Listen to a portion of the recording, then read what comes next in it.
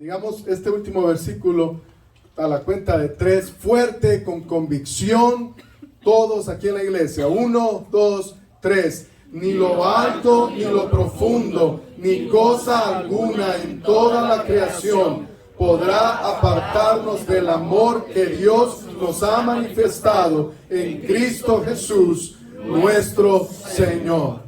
Señor, háblanos esta mañana. Ya lo has hecho a través de tu palabra. Gracias, Jesús. Gracias. Gracias, hermanos. Amén. Qué pasaje, ¿verdad? Qué pasaje. ¿Cuántos son edificados al leer lo que acabamos de leer? Amén. Definitivamente, este capítulo de Romanos es sumamente importante para nuestra fe. Hemos estado estudiando el libro desde el capítulo 1 específicamente hasta el capítulo 6, y en el capítulo 7 nos vamos a detener en los últimos versículos que Pablo está expresando, y quizás ya lo hemos visto, hemos usado esa expresión de Pablo en alguna conversación, porque en el capítulo 7 Pablo expresa la gran batalla espiritual que él tiene. Pablo expresa que él quiere hacer lo bueno, pero termina haciendo lo malo. ¿Cuántos hemos hecho eso? A veces una conversación con nuestra esposa que queríamos nosotros comunicar algo bueno, termina en una discusión que nosotros decimos, ¿cómo apagamos el fuego ahora? Y no en muchas de nuestras casas hay extinguidores. A veces una pequeña conversación con nuestros hijos se convierte en una discusión que nosotros decimos, ¿y cómo llegamos aquí? Esta no era la intención. Y Pablo, el apóstol, está diciéndonos, yo tengo el mismo problema que tienen ustedes. Hago lo que no quiero hacer y me cuesta hacer lo que deseo hacer. Le puedo hacer una pregunta. ¿Cuántos quisieran orar por lo menos 30 minutos cada día? ¿Cuántos tienen lucha para orar 30 minutos? ¿Cuántos quisiéramos leer la palabra por lo menos unos 5 capítulos diarios? ¿A cuánto nos cuesta pasar de un capítulo? ¿Verdad? O sea, Pablo nos está diciendo, yo quisiera hacer cosas buenas, pero mi carne, mi cuerpo está en una lucha permanente. Y entonces en el capítulo 7, en el versículo 24, al reflexionar en esto, Pablo llega a la siguiente conclusión. Miren lo que dice aquí. Soy un pobre miserable. Diga conmigo. Soy un pobre miserable. Otra vez. Soy un pobre miserable. Cuando reconocemos, ¿saben qué significa eso? Soy pobre en espíritu. Soy un miserable. No tengo lo que se necesita para ser fiel con Dios. Eso es lo que está diciendo Pablo. Entonces dice, soy un pobre miserable. ¿Quién me librará de este cuerpo mortal? ¿Quién me librará de este cuerpo mortal? Y en el versículo 25 dice, gracias a Dios por medio de Jesucristo, nuestro Señor. Quizá por la manera en que está redactado, no comprendemos que lo que está diciendo en el versículo 24, lo que Pablo nos está diciendo es, dice, yo soy pobre, miserable, no encuentro una respuesta. Lo que Dios nos está diciendo en el versículo 25 es, la respuesta está en Jesús. La respuesta para esta lucha que todos tenemos con nuestra carne, con nuestro cuerpo, la respuesta está en Jesús. Lo entendemos, lo captamos. Es verdad. Queremos hacer lo bueno y no lo hacemos. No queremos hacer lo malo y lo terminamos haciendo. Pero Pablo nos dice, La respuesta está en Jesús. No podemos usar como excusa esta lucha, pues, que tenemos adentro de nosotros. A veces nosotros decimos, Dios sabe que soy débil. ¿Cuántas veces hemos dicho eso? Dios sabe que soy débil. Dios sabe que soy polvo. Pero lo que Dios nos está diciendo en su palabra aquí es, la respuesta está en Jesucristo. Y de ahí entonces conecta esta idea con el capítulo 8. Y Dios nos está diciendo, quiero que vivan una vida diferente. En el capítulo 6 hablábamos de una nueva vida. Entonces esta mañana, en los minutos que tenemos, vamos a hablar de cómo se ve esa nueva vida. Esa nueva vida es una vida en el Espíritu. Es una vida que nosotros hemos sometido al Espíritu de Dios y le hemos dicho, Espíritu de Dios, por favor, toma el control de mi vida, de mi mente, de mis acciones. Hermanos, a veces hablamos demasiado poco con el Espíritu Santo. Hablamos al Padre, hablamos a Jesús, pero no hablamos al Espíritu Santo. Y el Espíritu Santo es el consolador que Jesús dejó. Él dice, es necesario que yo me vaya, pero a ustedes les conviene que yo me vaya, porque cuando yo me haya ido, voy a enviar al Espíritu para que pueda estar con ustedes y camine con ustedes y les enseñe todo lo que necesitan vivir. Quiero retarnos esta mañana a que empecemos a orar más al Espíritu de Dios. Él es el consolador.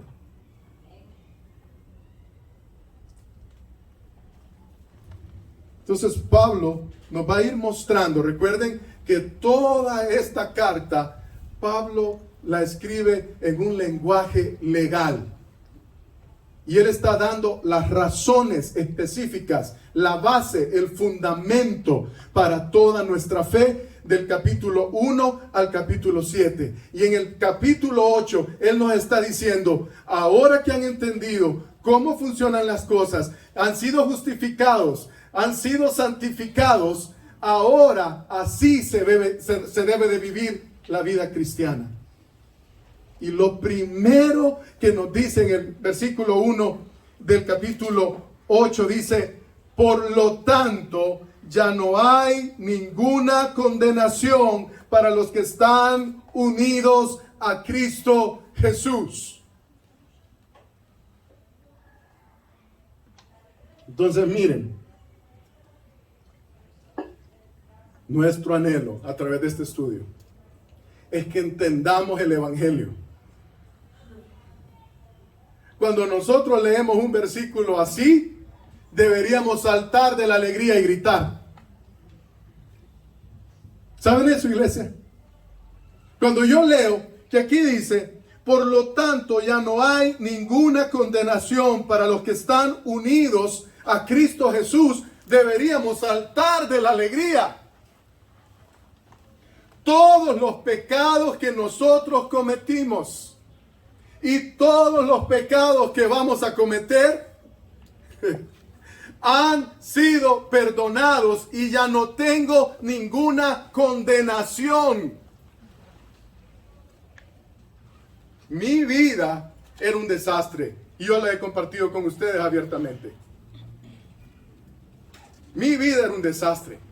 Hice cosas que no eran correctas. Dice en Romanos también, hice cosas que ahora cuando las recuerdo, sinceramente me avergüenzo de ellas, de recordarlas. Hice cosas que eran en contra de la voluntad de Dios.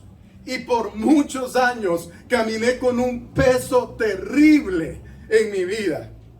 Cada vez que hablaban de adulterio en una iglesia, yo les he contado, me empezaban a sudar las manos. Cada vez que hablaban de fornicación en una iglesia, me empezaban a sudar las manos. Yo sentía que el juicio de Dios estaba sobre mí, y sí, estaba sobre mí, porque no me había arrepentido. Pero cuando llegué a entender el Evangelio, y llegué a entender la pobreza espiritual en la que yo estaba, y vine delante de Jesús, en un retiro de hombres, me acuerdo que le dije al Señor, ya no aguanto más esta vida que llevo. Ya no aguanto más vivir en desobediencia. Ya no aguanto más hacer las cosas a mi manera. Y le dije al Señor, por favor, Señor, rescátame. Rescátame, dame una nueva oportunidad. Y me acuerdo que en ese día también le pedí al Señor que me devolviera el corazón de mis hijos mayores. Le dije, Señor, por favor, regrésame el corazón de mis hijos mayores. Y cuando los miro aquí sentados, digo, el Señor lo ha hecho, iglesia. Amén. El Señor lo ha hecho. Pero cuando nosotros realizamos que ya no tengo ninguna condena, yo ya no camino con vergüenza, yo ya no camino asustado por lo que van a decir. Me acuerdo cuando empezamos la iglesia, había gente que escribió en algún mensaje que nosotros dimos, y a él cómo lo tienen predicando ahí. Hay gente que dijo eso. ¿Cómo es posible que lo tengan a él ahí? Mi respuesta: por lo tanto, es la razón por la cual yo puedo estar hoy aquí y ser parte de esta comunidad, no es porque me porto bien, sino porque Él se llevó en la cruz toda mi vergüenza y todo mi dolor. Lo dice de una manera muy interesante un pastor, dice que este libro contiene todas las virtudes de Jesús, su santidad, su amor, su perfección, y en este libro están todos mis pecados, todos los pecados que he cometido y los que voy a cometer. ¿Y saben lo que hizo Jesús? Agarró el libro que me correspondía a mí y se hizo pecado por mí. Y agarró el libro de Él con su justicia, con su perfección, y me la dio a mí. Hermanos, si usted todavía no ha experimentado la belleza de poder vivir una vida sin condenación, es necesario que usted la empiece a vivir. Yo pago consecuencias, sí, porque la Biblia dice no hay ninguna condenación, no dice ya no hay consecuencias. Y el pastor Kevin, una vez enseñando este pasaje, nos decía, vamos a pagar consecuencias por las cosas que hicimos. Yo pago consecuencias por las cosas que hice en el pasado. Sin embargo, una cosa es pagar esas consecuencias y otra cosa es pagar una condenación. Son dos cosas diferentes. Entonces, cuando Jesucristo nos dio vida en Él, en su muerte y en su resurrección, nos liberó de 3 cargos. El primer cargo, la ley. Nos liberó de la ley. Ya no vivimos bajo la ley. La ley sí nos mostraba cómo vivir, cómo seguir a Dios, pero la ley no tenía el poder para hacernos a nosotros vivir una vida de perfección y de santidad. Entonces el Señor nos libera de la ley, ya no estamos bajo la ley. Además, el siguiente cargo es de la muerte. ¿Cuántos de los que están aquí saben que ahora que estamos en Cristo jamás vamos a morir? ¿Saben eso? Jamás vamos a morir. Vamos a ser eternos con Dios. A mí me emociona, ¿y a ustedes? O sea, ya más adelante lo dice, me van a dar un cuerpo nuevo, con cuadritos y todo. ¿Cuántos esperan ese cuerpo nuevo? Por eso algunos estamos maltratando el que tenemos aquí, para que lo agarremos con todas las ganas del mundo cuando estemos allá. Hermanos, no vamos a morir. No, los emociona. Lo entendemos. Yo sé que es muy grande. Es grande. Yo no lo entiendo del todo. Pero mientras más leo la palabra, me doy cuenta, no voy a morir jamás. Voy a pasar una eternidad. Entonces me ha liberado del cargo que yo tenía. Ustedes imagínense a un hombre que está frente a un jurado, frente a un juez, y le dicen, usted tenía 3 cargos. Del primer cargo, la ley, es declarado inocente, es libre. Segundo cargo, la muerte, es declarado libre. Y el tercer cargo, el pecado. Ya no estoy bajo condenación del pecado. Ya no estoy amarrado al pecado. Y ha sido en mi vida un proceso de santificación, ¿verdad? De que recibí verdaderamente al Señor hasta el día de hoy. He tenido que ir caminando en una progresión de santidad, de entrega. Hace 2 años y medio más o menos, el Señor me confrontó con pecados que yo había dejado ocultos en mi corazón. Y me hizo algo, me operó de algo que sinceramente yo puedo sentir que ya no vivo bajo esa culpa tampoco. El pueblo de Dios debe ser el pueblo más alegre de toda la tierra. Este mensaje que nosotros tenemos es glorioso. Imagínense, no hay condenación para los que estamos en Cristo. Leía una historia, la escuché primero en una prédica y luego dije, voy a ir a confirmar si es verdad esta historia. Y es real. En el 2002, si no me equivoco, Isaac Brown era un oficial de policía en una ciudad de Florida que se llama Jacksonville. Y este hombre, oficial de policía, un hombre de la ley, un hombre acostumbrado a ejercer la ley, a ejercer la autoridad como policía,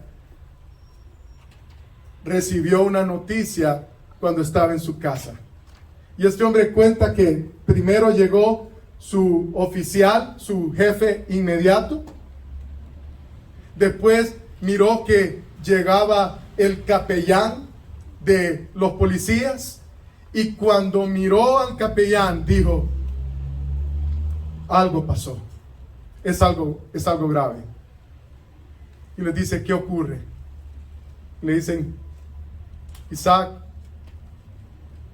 tu hijo de 21 años ha sido asesinado. Yo creo que es una noticia que ninguno de nosotros quisiera recibir jamás. Le dice, estaban en medio de una casa, hubo un tiroteo.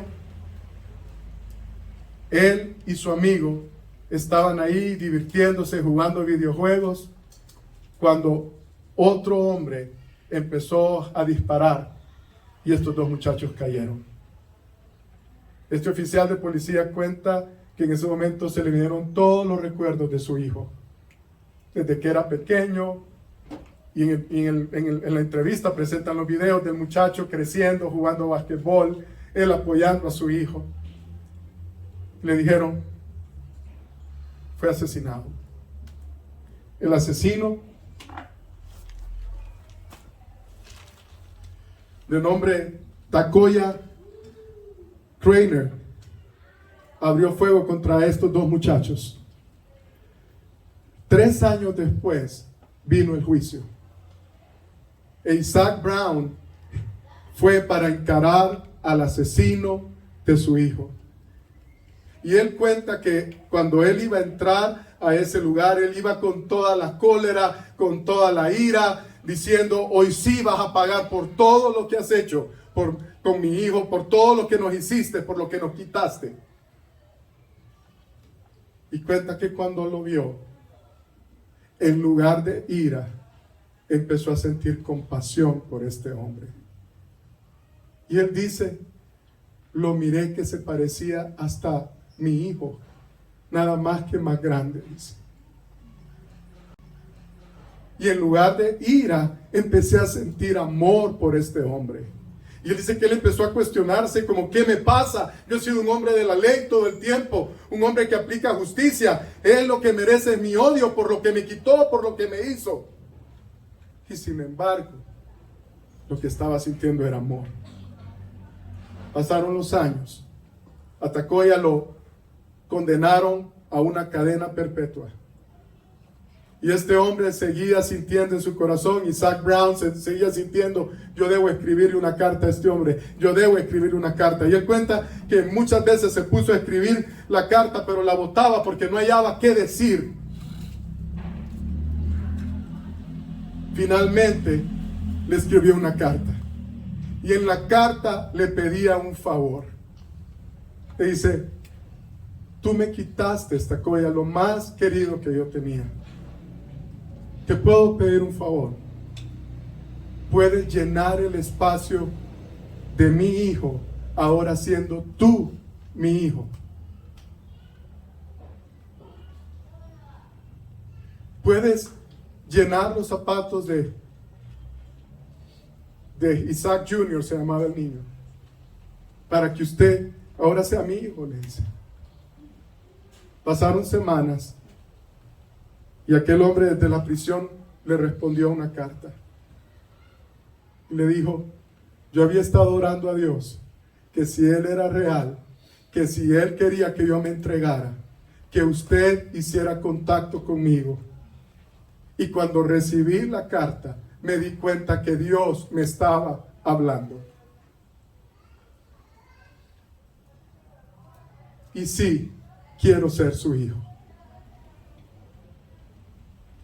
En el 2009, Isaac Brown adoptó oficialmente a este hombre como su propio hijo. Y luego los ponen a los dos en la entrevista. Y aquel que fue un asesino dice, sí, estoy pagando las consecuencias, pero ya no estoy condenado. Tengo una nueva vida en Cristo. Este hombre me regaló eso a través de su perdón. Cuando escuché esa historia yo dije, ese es el amor del Padre para nosotros.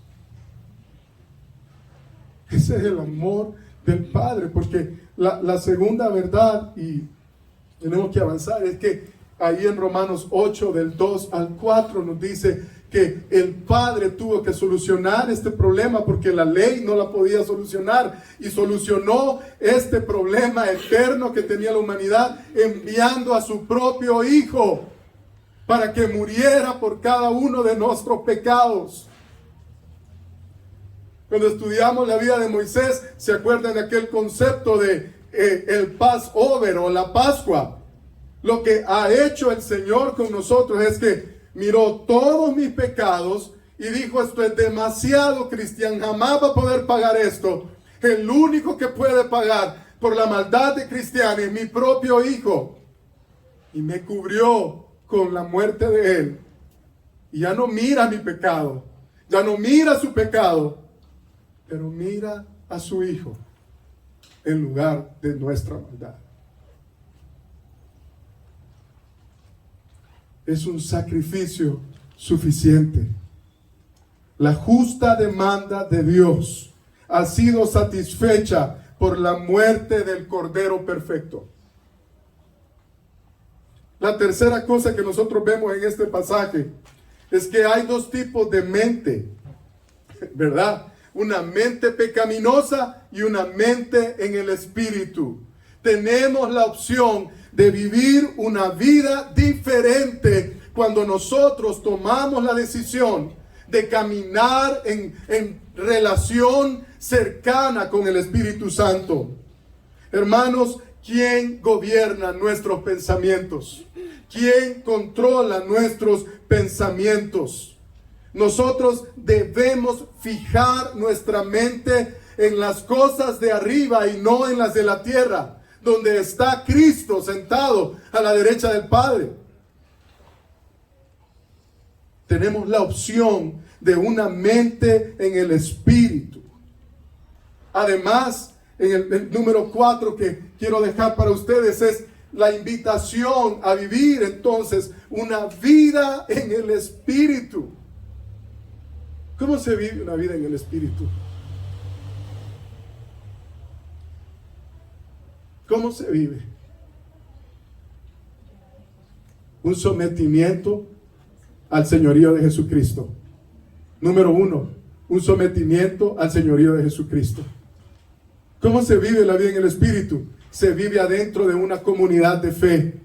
No vamos a poder caminar en el Espíritu sin una comunidad de fe, sin la iglesia en nuestra vida. ¿Cómo se vive una vida en el Espíritu? Meditando en la palabra de Dios diariamente. Si usted y yo no leemos la palabra, no nos sentamos a comerla, a escudriñarla, definitivamente nuestras vidas van a ser vacías y vamos a estar gobernados por las tinieblas. Debemos vivir una vida en el Espíritu. Antes teníamos nuestros miembros dispuestos para el mal. Ahora presentamos nuestros miembros delante de Dios para que podamos ser gobernados por el Espíritu.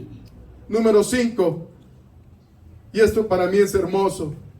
Ahora somos hijos adoptados. Dice que Él nos adoptó. Y desde entonces ahora podemos decir, Abba Padre. Diga conmigo, Abba Padre. Otra vez. Abba Padre. ¿Qué significa Abba Padre? Es una relación cercana con el Señor. Es una relación íntima. Algunos dicen papi o papá, pero lo que quiere decir es una relación íntima. Ya no somos esclavos, ahora somos hijos. Y si somos hijos, ahora somos coherederos con Cristo de las bendiciones más enormes que nosotros nos podamos imaginar. El ADN de Dios está en nosotros. Debemos parecernos a nuestro Padre. En sexto lugar, para ir avanzando, hermanos, viene una gloria sin igual. Hermanos, viene una gloria futura. En los versículos 18 al 25 nos dice que los sufrimientos que nosotros estamos padeciendo actualmente no son nada comparado a la gloria que se va a revelar en nuestras vidas. Un día, cuando venga nuestro Señor por su iglesia, cuando nos levante, quizás si hemos muerto, vamos a ser transformados. Hermanos, es una gloria la que nos viene. A veces nos preocupamos porque no tenemos algunas cosas en esta tierra. Y no se trata de ser conformistas. Pero, ojo, posiblemente ninguno de nosotros va a tener un jet privado. Tranquilos. Hermanos, pero tenemos una gloria futura prometida. Él va a regresar. Y es tan increíble que toda la creación está gimiendo para que Él regrese y nosotros seamos transformados y recibamos nuestro nuevo cuerpo. Y entonces, dice Apocalipsis, va a haber una tierra y un cielo completamente nuevos. ¿Cuánto les emociona eso? Iglesia, viene una gloria que no nos podemos imaginar, no lo podemos imaginar. ¿Ustedes se imaginan que vamos a ser transformados? Nuestros cuerpos, vamos a vivir con Jesús. El Padre va a estar ahí. Todos aquellos que han servido al Señor, que han sido fieles a Él, van a estar ahí. Aquellos que aceptaron el sacrificio de Jesús. Familia de ustedes que ha muerto, pero que se van a encontrar con ustedes ahí. Es fascinante. Lo creemos. A veces pareciera que es como esas historias de El Señor de los Anillos. No, esto es real. Va a pasar. Y se acordarán de mí cuando nos miremos en el cielo. 1 de octubre del 2023. Ahí vamos a estar.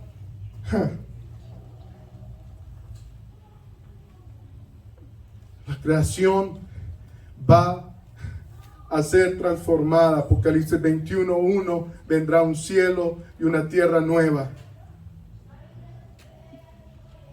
Lo siguiente que vemos en este pasaje en Romanos, y realmente cada uno de estos puntos podía ser un sermón, ¿verdad? Pastor, sería un sermón de 50 minutos cada uno.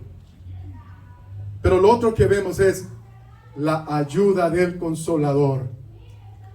Dice que Él acude a ayudarnos en nuestra debilidad.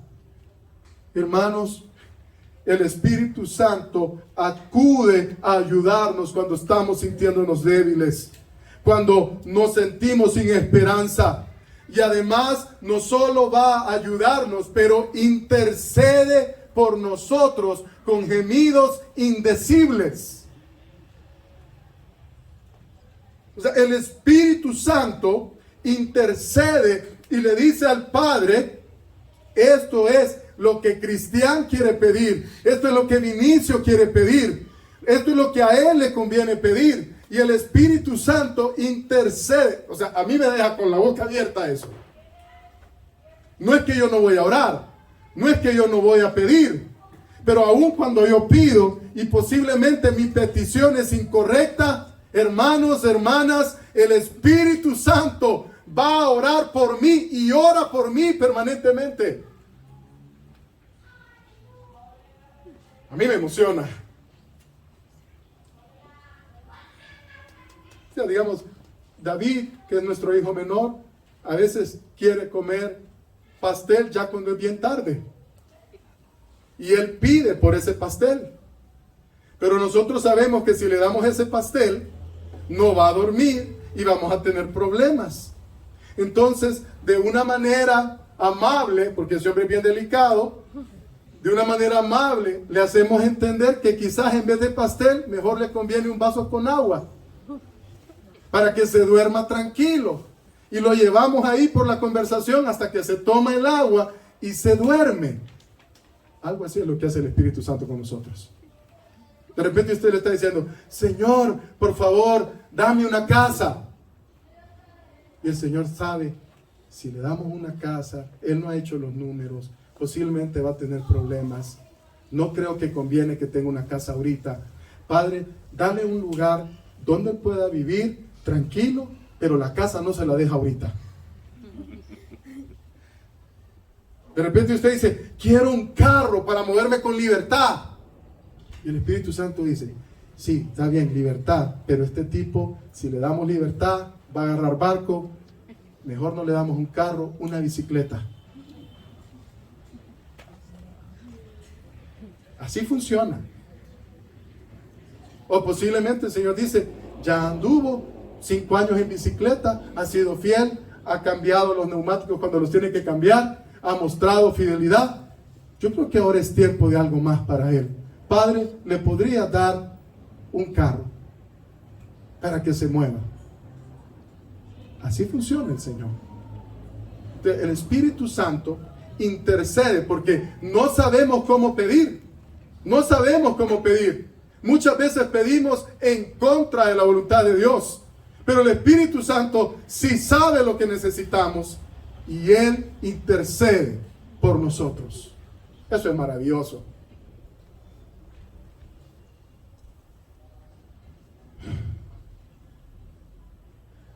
Versículo 28, siguiente. Este es uno de los versículos más tremendos para nosotros como hijos de Dios. Y lo vamos a leer. Dice, ahora bien, sabemos que Dios dispone todas las cosas para el bien de quienes lo aman.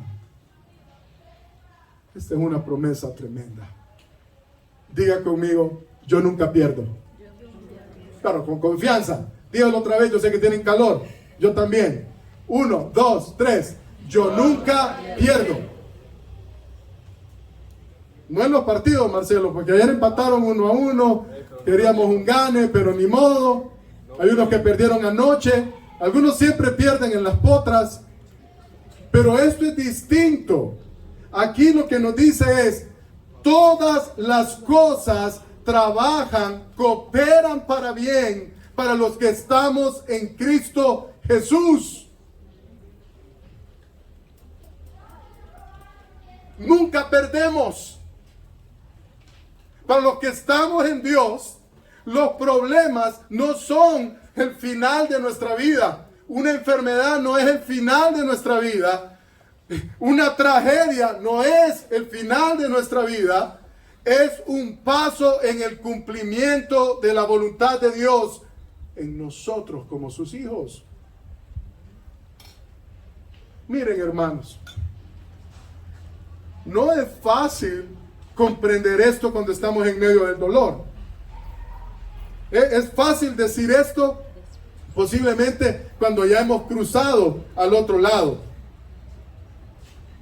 Pero si nosotros sabemos esto, a mí me encanta cómo lo dice, es sabemos, tenemos aquí en la cabeza claramente que lo que vivimos nosotros nunca es para hacernos daño, sino para que Dios cumpla su propósito, porque dice, los que han sido llamados de acuerdo a su propósito.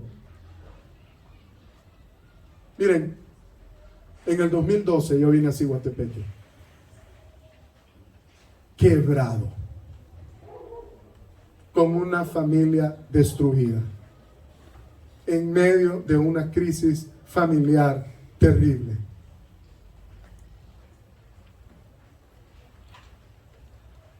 Yo solo quería morirme en ese momento. Lo único que yo quería era morirme. Le había fallado a Dios, le había fallado a mis hijos, le había fallado a Linda, le había fallado a toda una familia, me había fallado a mí mismo. Y lo único que yo quería era morirme. ¿Quién puede encontrar un propósito en medio de esa situación?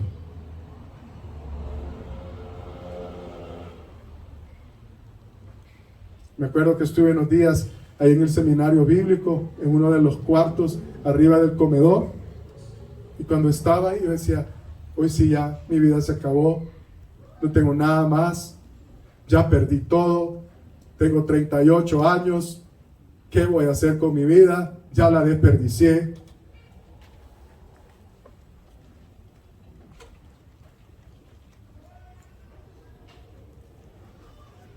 Pero en medio de todo, porque no es que Dios causa estos problemas, somos nosotros con nuestras malas decisiones.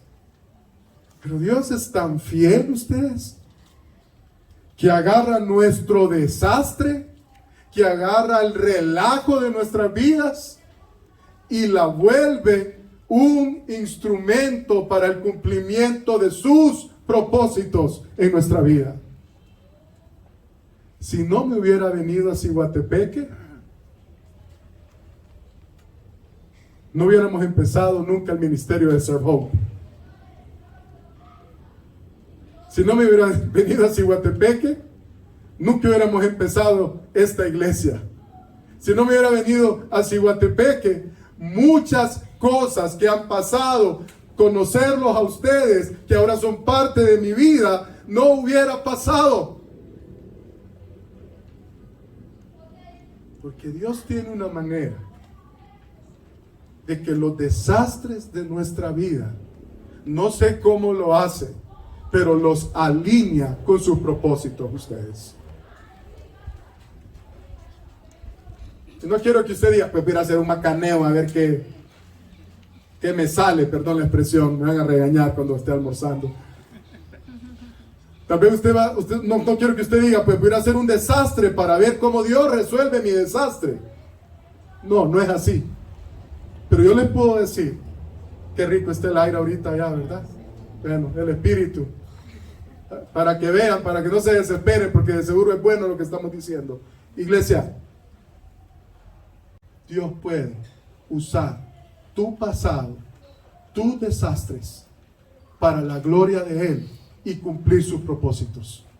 Lo puede hacer. No sé cómo lo hace. Ya no quiero seguir probando eso tampoco. Yo no quiero seguir haciendo desastre para que Dios arregle eso y me catapulte a otro. No. Yo creo que ya no. Porque ya tengo el conocimiento. Si sigo pecando, ya estoy haciendo algo en desobediencia abierta a Él. Y Él no quiere eso para mí. Pero todo coopera para bien. ¿Saben que la palabra que usa cuando dice que todo trabaja para bien es la palabra en original sinergia? Todo lo que ocurre en nuestra vida, Dios hace una sinergia y lo convierte en algo positivo. Por último, la promesa de una vida victoriosa. Dice, ¿quién nos separará del amor de Cristo? Y además nos expresa claramente que van a pasar cosas en nuestra vida. Es decir, no estamos exentos de estas cosas. Es más, vamos a pasar por estas cosas para que se demuestre en nuestra vida que es real, que nada nos puede separar del amor de Cristo. Miren, no es lo mismo estar en Cancún con una piña colada, viendo el mar y decir, nada me puede separar de Dios. Qué lindo, hashtag Instagram. Eso cualquiera lo escribe, ¿verdad? Aquí con una piña colada, nada me puede separar del amor de Dios. Pero aquí nos está diciendo, ¿quién condenará a Cristo Jesús? Es el que murió e incluso resucitó y está a la derecha e intercede por nosotros. ¿Quién nos apartará del amor de Cristo? ¿La tribulación o la angustia? ¿La persecución? ¿El hambre? ¿La indigencia? ¿El peligro o la violencia? Vamos a pasar por cosas. Vamos a pasar por pruebas. Pero la promesa no es que yo no voy a dejar de amar a Dios.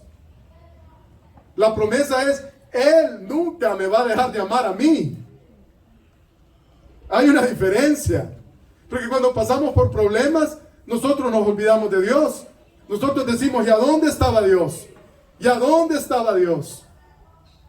Pero la promesa aquí es que aún en nuestras pruebas más difíciles, cuando llegan los tiempos de enfermedad, su amor jamás nos va a abandonar.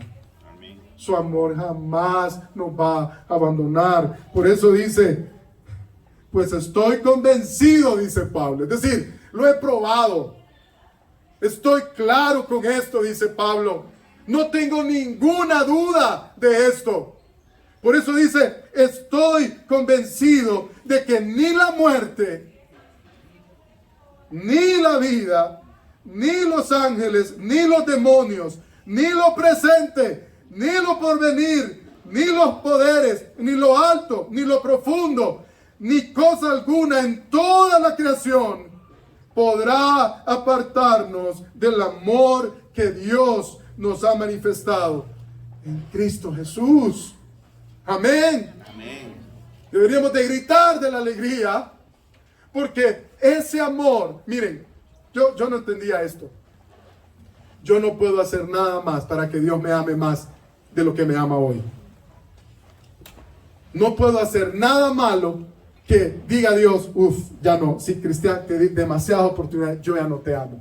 O sea, no hay nada que yo pueda hacer, no hay nada que usted pueda hacer para que Dios lo deje de amar. Eso es hermoso, eso es hermoso.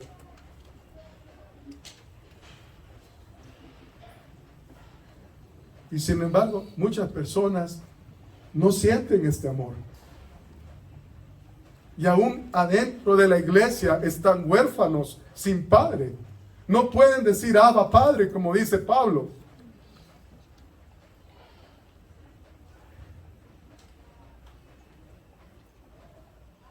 Esta mañana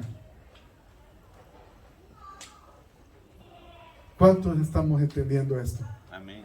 Estamos acá. Hermanos, ya no hay ninguna condenación. A mí hay gente que puede decir, pero usted era un adúltero. ¿Es verdad?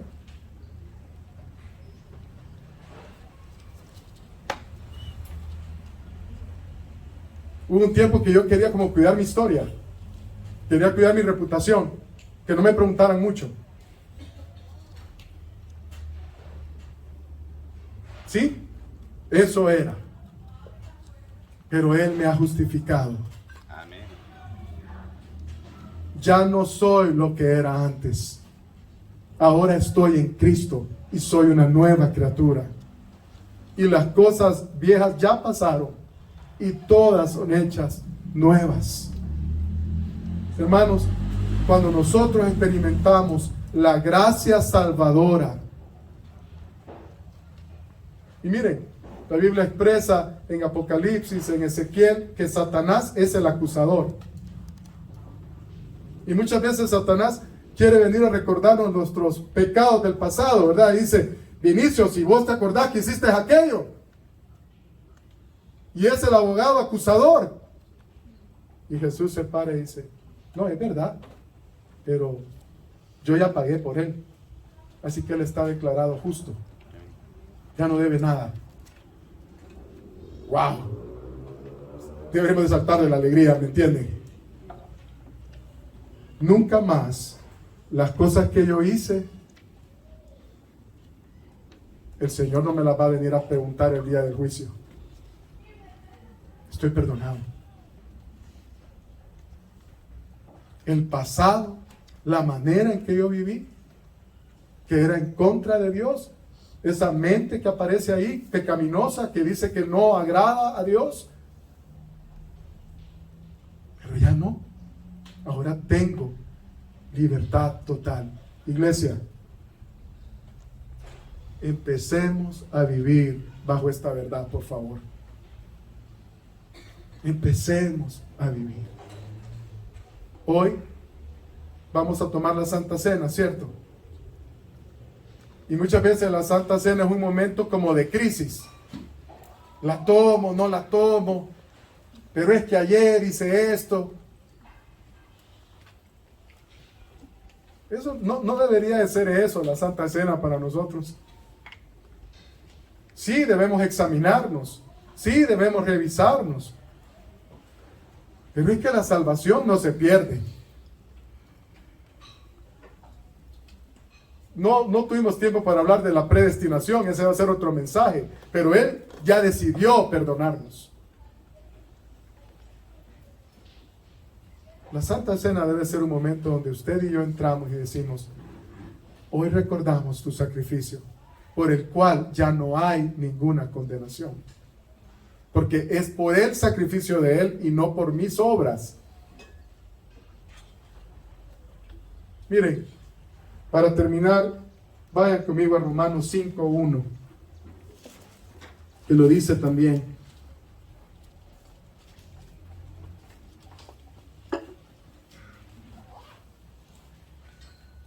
Y dice, en consecuencia, ya que hemos sido justificados mediante la fe, tenemos paz con Dios por medio de nuestro Señor Jesucristo. De eso se trata nuestra vida, no de lo que nosotros hayamos hecho, sino de lo que Jesús hizo. Por eso, al recordar el sacrificio de Él, hoy, yo quiero que lo hagamos en libertad, ¿me entienden? En libertad. Hemos sido llamados a libertad, no a esclavitud. Creo que el pastor Onan va a pasar para este momento.